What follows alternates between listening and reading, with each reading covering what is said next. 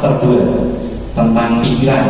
Nah, yang kan sendiri. yang itu kan Mas Yunus pesan kalau ada latihan bersama ada tema bedah buku aja lebih bagus. Sebenarnya bedah buku di chapter 2 itu saya baca, saya sampaikan ke teman-teman itu pikiran itu harus selaras sehingga pada saat kita nggak bisa melakukan gerakan apapun, kan nggak bisa RK itu meringis kesakitan, selaras, dimaafkan, kamu sembuh ya, disuruh sembuh.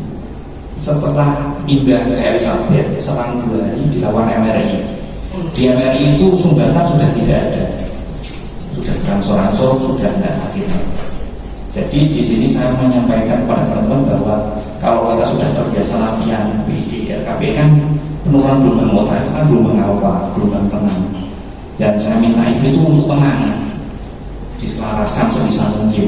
Karena RKP kita sudah refresh, sudah sampai my life is beautiful, benar-benar is beautiful itu mas. Habis itu RKRO. Nah pas nggak bisa apa-apa ini kita langsung implementasi yang chapter 2 itu pikiran. Jadi teman-teman kalau tiba-tiba sakit nggak bisa apa-apa ya selaraskan saja dengan kondisi tenang. Ini pengalaman saya pribadi. Nanti sedikit testimoni untuk teman-teman selalu semangat ber-RK, membuat kondisi badan selalu dalam kondisi alfa atau relax tenang itu. Itu sedikit testimoni dari saya. Dan dari DPD Jogja itu ada yang komen kepada saya, Mas, kita kemarin di Sarasehan Jogja itu katanya tidak boleh berpraktek, tidak boleh nyoblos caleg. Kenapa kok Mas harus membentuk DPD? Nah ini salah paham akhirnya. DPD itu bukan dewan perwakilan daerah kan gitu kan, tapi dewan pengurus daerah kan nggak ada undang-undangnya. Toh membuat DPD nggak boleh gitu kan, nggak boleh. Nah itu tujuannya kita membuat DPD. Kita tujuannya membuat organisasi. Sudah organisasi ini bukan organisasi partai, bukan organisasi apa, tapi organisasi kesadaran yang sadar akan apa? Akan negara NKRI. Cuman kadang-kadang orang-orang itu maunya instan, perubahan yang instan. Ikut RK setahun lama gak ada perubahannya. Ikut pelatihan lain lagi, gak ada perubahannya. Ikut lagi yang lain, ikut lagi. Akhirnya apa? Selesai, gak ada perubahannya, uangnya habis. Ilmu kan juga harus apa? Ya kan harus ada enam atau yang dilakukan. Pertama apa? Semangat. Itu semangat. Padahal kalau nggak semangat, kalau orang pengen berubah itu berarti nggak semangat. Apa namanya? Nafsu. Mau syaratnya mencari yang untuk perubahan itu yang pertama adalah semangat. Yang kedua cerdas. Lah bagaimana untuk mendapat kecerdasan? Nah untuk mendapat kecerdasan, di RK ada penurunan gelombang otak, dipahami, dipelajari, dicari referensinya, dicari bukunya. Kenapa ya Mas Julus kok ngajarin penurunan gelombang otak? Sebenarnya apa sih yang ada di dalam otak manusia? Ternyata seperti ini. Dicari bukunya. Lama-lama jadi cerdas, tahu, marifat gitu loh. Tapi karena nafsu, kepengen keburu berubah, utangnya akeh gitu kan, misalkan banyak masalah nggak dipelajari, enak ini kok nggak berubah kan gitu kan. Akhirnya apa? Pindah lagi. Akhirnya nggak dapat pemahaman. Karena apa yang saya berikan kepada panjenengan itu masih syariatnya saja. Seandainya agama itu masih syariatnya, itu masih syariat, belum hakikatnya. Yang ketiga, setelah semangat, kedua apa tadi? Cerdas. Yang ketiga itu adalah dakai wasitari, sabar. Gak berubah ya. Jadi ki opo sing salah digoleki. Kalau gak nemu, yo tanya dia juga punya HP, ada nomor saya. Pas Julus kalau lagi jago suwi ya, suwi kan nggak sampai 1 bulan. Paling lo 5 dino, sabar. Dari sabar. Apalagi di Islam disebutnya innallaha ma'as sabirin. Ya kan sesungguhnya Allah itu bersama orang-orang yang sabar. Kalau panjenengan nggak sabar berarti nafsu, berarti nafsu. Ada perubahan? Tidak ada. sabar, dicari P-nya. Apa itu P-nya ini? Ketika penelan gelombang otak, nyamannya itu seperti apa, posisinya, tangannya, kakinya, nafasnya, otaknya, pikiran, itu dicari gitu. Oh enggak, oh jam 11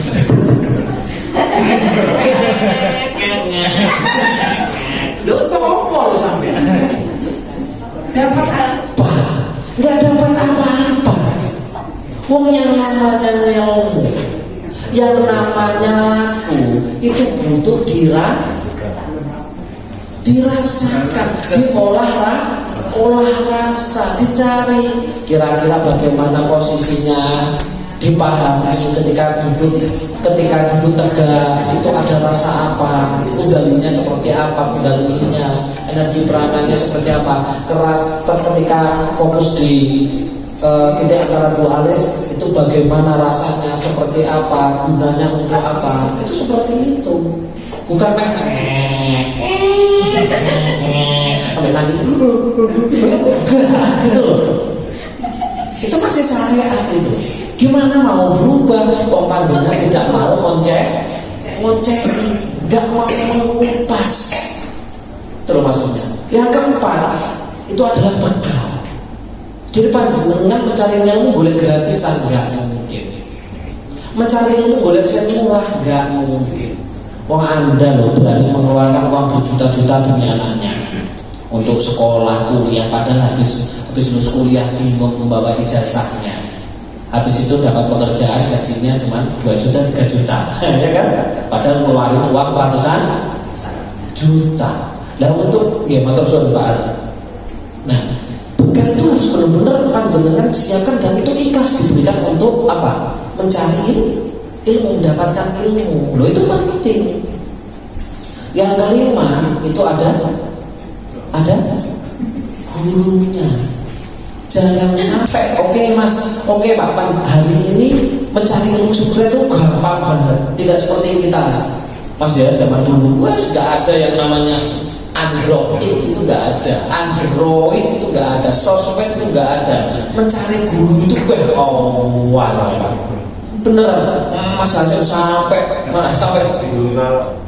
di bawah Gunung Salak, saya sampai di bawah Gunung Salak, sampai di Jambi, sampai di Kalimantan, sampai di sana-sana itu mencari, goleki, daneo mencari itu salah buang, seperti apa? Hari ini panjenengan sudah enak sekali mencari guru, oh ini Pak ini gampang, terus gak melakukan dindi. Nah itu panjenengan harus benar-benar apa yang disampaikan ketika ilmu, ketika belajar itu benar-benar dikupas, dionceki, karena semua ilmu, semua ajaran itu berupa gambaran, sangipon. Yang terakhir, lama waktunya mencari ilmu itu, berhasilnya lama, jadi butuh proses. Ini penting gitu. Kalau panjenengan kepengen instan, nggak ada di dunia ini yang instan. Coba saya tanya, ada nggak yang instan? Mie instan aja nggak instan. Coba dimakan, habis beli langsung dimakan, kriuk kan gitu kan. Nggak instan, masih butuh dimasak lagi. Belum ada yang instan. Ini harus benar-benar jenengan pahami. RK kenapa ya Mas Yunus ngajarin RK kok harus seperti ini? Dicari. Jangan jamnya langsung, enggak, dipahami, dionceni.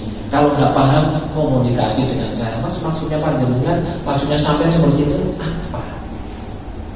Mas seperti ini apa? Itu nanti pasti saya akan kasih tahu, apalagi ada grup juga bisa WA saya. Dulu itu kalau tanya sama gurunya, rasa kakek tekok, golek orang dewi kan gitu. Paham nggak Mas kata-kata saya itu? Iya, kalau guru sudah ngasih pelajaran itu suruh mencari sendiri. Iya. Kalau kamu mau hidup mulia, cari tanpa ingkotor mabur. Loh, ini sampai seperti itu. Apa tanpa ingkotor mabur? Berarti burung yang terbang disuruh mencari. Iya, apa ya ada. Maksudnya apa sih? Itu nggak dikasih tahu loh sama guru. Gak dikasih tahu, panjenengan langsung minat matang. nggak boleh marah. Lo itu sudah matang, nggak boleh ngeluh, itu sudah matang. Bahkan diajari sudah jadi. Dulu nggak seperti itu. Jadi benar-benar panjenengan adalah di benar-benar di suatu zaman yang spesial. Tetapi dengan spesialnya zaman yang Anda tepati saat ini, Anda mudah putus asa. Karena apa? Mungkin nggak sabarnya itu. Nah, itu sedikit supaya panjenengan ini benar-benar belajar ilmu itu nggak gampang loncat-loncat. Kalau sudah ketemu semuanya, maknanya, hakikatnya, ma'rifatnya, silakan baru menambah keilmuan yang lain. Kalau sudah dapat lagi, menambah lagi. Tidak seperti orang-orang langsung ini semuanya, entah semua jadinya masalah semuanya. Itu yang harus dipahami. Nah, seperti itu ya. Kenapa dari dulu Mas Besari? Kenapa hidup saya kok disuruh berpikir tentang memikirkan negara? Saya juga tidak ngerti. Dan saya orang yang tidak pernah bekerja dari dulu. Gak bekerja tapi memikirkan negara. Dan saya ini siapa? Bukan anaknya pejabat juga, bukan anaknya kiai juga, bukan. Tapi selalu memikirkan tentang negara bagaimana. Karena saya tahu bahwa semuanya itu sudah diprogram. Nanti anak-anak kita yang umur sekian nanti jadinya seperti apa, itu sudah ada programnya semua. Nanti yang umur 5 tahun, nanti ketika dia umur 20 tahun, 22 itu jadi apa? Itu semuanya sudah diprogram. Bahkan orang Indonesia tidak boleh kaya. Maksudnya orang panjenengan itu sudah dijatah kekayaannya segini, itu seperti itu. Dan semuanya hanya bisa jebol kalau kita bersatu dengan RKI. Karena RKI ini satu-satunya untuk menarik energi partikel uang dengan cara semesta, bukan dengan cara perang, bukan dengan cara itu seperti itu. Nah, kenapa tadi Mas Hasim juga bilang, Mas Juni terpilih kali gitu kan? Saya juga nggak ngerti, Mas. Saya juga nggak tahu. Yang penting saya hanya menjalankan apa keinginan saya. Saya juga nggak tahu kalau ditunjuk oleh semesta seperti ini, bahkan sampai terjadi DBD, bahkan saya sampaikan nanti itu seperti ini, bahkan nanti teman-teman para pengurus itu kami undang ke Pare mungkin bisa 2 hari, 3 hari ya. Itu sudah kita siapkan hotelnya free, sudah saya siapkan hotelnya, makannya, untuk membahas kesulitan ke depan kita, ke depan seperti apa. Makanya saya kemarin bilang bagaimana membesarkan RK, bagaimana membangun jaringan bisnis antar sesama teman-teman RK ini, supaya semuanya kaya semuanya, terus sakti semuanya. Karena kalau hanya kaya tos, nggak sakti, nggak bisa. Ya. Apalagi tadi Mas Hasim juga bilang bahwa teman-teman spiritual itu nggak bisa diajak bersatu. Saya aja diserang terus ya. Padahal sesama spiritual gitu loh. Ngapain sih harus menyerang-nyerangkan gitu kan? Kita boleh bersama itu ayo gitu. Toh kita tujuannya sama. Apa? Perjusuran dunia. Indonesia jaya, Nusantara jaya. Kalau cuma meditasi doang, nggak ada pergerakan, nggak ada action, nggak ada bisnis, sama aja dengan bohong gitu. Nah, itu seperti itu.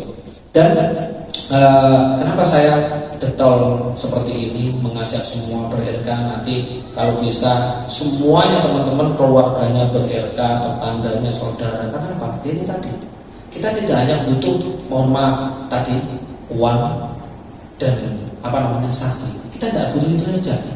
Kita butuh yang namanya energi. Dan energi itulah yang nanti kita sambungkan ke semesta, supaya semesta nyengkuyung kita, membantu kita, merestui kita untuk benar-benar benar-benar menyelamatkan anak cucu kita nanti. Kalau bukan kita siapa lagi loh? Dengan apa ya? Mungkin sedikit, tidak hanya Mas Hasim, mungkin teman-teman juga tahu gitu. Makanya tadi saya berharap Mas Hasim itu menceritakan supaya panjenengan itu ngeri gitu loh. Indonesia sebenarnya sudah ngeri, cuma nggak dibahas sama Mas Hasim juga usah gagal gitu. Karena nanti takut kepikiran ya. Cukup saya aja mungkin teman-teman yang tahu-tahu aja ya. Ya itu seperti itu. Jadi ini sudah terbentuk Mas. Kita ada sudah terbentuk berapa ya di RKM. Bali juga alhamdulillah sudah terbentuk. Tangerang kemarin baru juga terbentuk. Semua itu dicari Mas. Orang-orang yang RKM semua dicari teman-teman. Dia teman-teman sendiri mencari. Nanti kalau kita sudah solid kesadarannya kan yang dijual adalah kesadarannya kita kaya semuanya, kita sakti semuanya, otomatis energi kuat.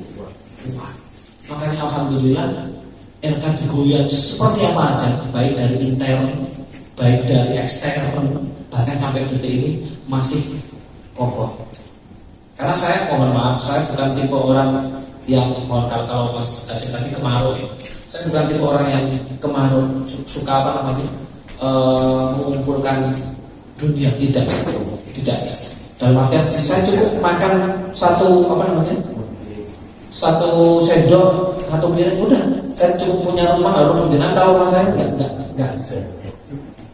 Masih bagus rumah ini. Mobil saya juga enggak bagus-bagus sama. Orang-orang kalau sudah mobilnya langsung enggak. Jadi RK itu jangan hanya dilakukan, tapi juga dikupas. Kalau orang Jawa itu digolek PE, digolek sebenarnya ini itu kenapa maksudnya seperti ini? Kenapa menyuruh seperti ini? Kenapa seperti itu dicari? Karena apa? Nanti ketemunya rasa itu setiap orang berbeda, tidak sama. Apa yang Mas Catur rasakan dan Mas Sofian rasakan itu beda. Aku pengen ini kok, enggak, aku loh Sofian maksudnya ngajarin ini, enggak sama. Karena apa? Memang tesnya, rasanya, pengennya itu berbeda sesuai dengan kondisi teman-teman. Kondisi apa? Kondisi dosanya, karmanya, kondisi otaknya, jiwanya dan lain-lain. Itu yang harus pahami teman-teman. Makanya tadi ternyata apa yang saya sampaikan harus dicari. Ternyata Mas Hasim membuktikan kalau sampai nggak berhasil mau mendatangi saya itu senang saya menurut. Jadi kalau nggak datang ke saya nanti langsung tak suruh praktek. Oh ternyata salah, dunia di sini. Oh ternyata seperti itu. Nah, tapi orang-orang teman-teman nggak mau, diam-diam langsung ikut belajar sana. Oh nggak apa-apa, silakan. Semakin banyak ilmu semakin bagus pengetahuannya. Baliknya nanti karkan semua. Nah, betul sekali. Jangan coba ya ingat-ingat kata-kata Mas Hasim. Saya tambahin. Pelabuhan terakhir manusia Nusantara itu adalah RK. Iya. Jangan ingat-ingat. Apa yang dikatakan Mas Hasim itu benar. Nanti kalau saya ngomong Mas terus marah kan gitu kan. Jenengan mau ikut pelatihan apa ujung-ujungnya balik-baliknya ke RK. Karena di RK selain ada metode, ada pemahaman, ada sadar sehat, ada Zoom, ada live TikTok, apalagi sekarang bisa bertanya dengan saya langsung lewat TikTok kan gitu. Saya nggak mau kalah dengan TikToker itu gitu. Ya.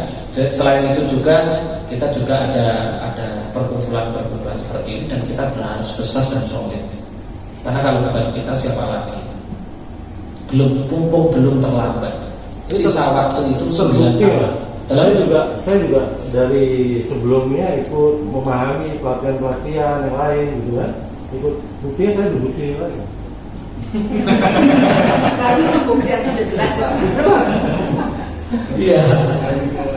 Ternyata tidak ada jadinya Mas, semuanya teman-teman yang ujung-ujungnya bilang ke saya, ternyata hanya RK ternyata yang bisa merubah hidup saya. Ternyata kemarin saya itu salah menjalani RK gini-gini. Kembali ke RK lagi. Dan yang terjadi ini bukan kemauan saya. Semesta. Iya. Dituntut sendiri. Betul sekali. Saya sih nanti kaget kok. Bukan orang mungkin nih. Padahal saya nggak pernah ketemu. Beneran saya belum 3 kali berarti Mas ya. RKPI, RKRU sama sekarang. 3 kali. Ternyata Mas Hasim bisa melihat saya, maksudnya apa yang dibentuk ini adalah memang benar-benar untuk Nusantara, benar-benar untuk Indonesia saya tercinta ini. Karena saya kepengen orang-orang itu memahami Pancasila. Gitu. Semuanya sudah ada di Pancasila. Pancasila coba itu Pancasila yang pertama bagaimana bunyinya? Ketuhanan yang Maha Esa. Kenapa kok bukan Tuhan yang Maha Esa? Kenapa kok Tuhan? Ya. Hah? Orang banyak punya itu maksudnya? Banyak yang punya Tuhan. Banyak yang punya banyak Tuhan.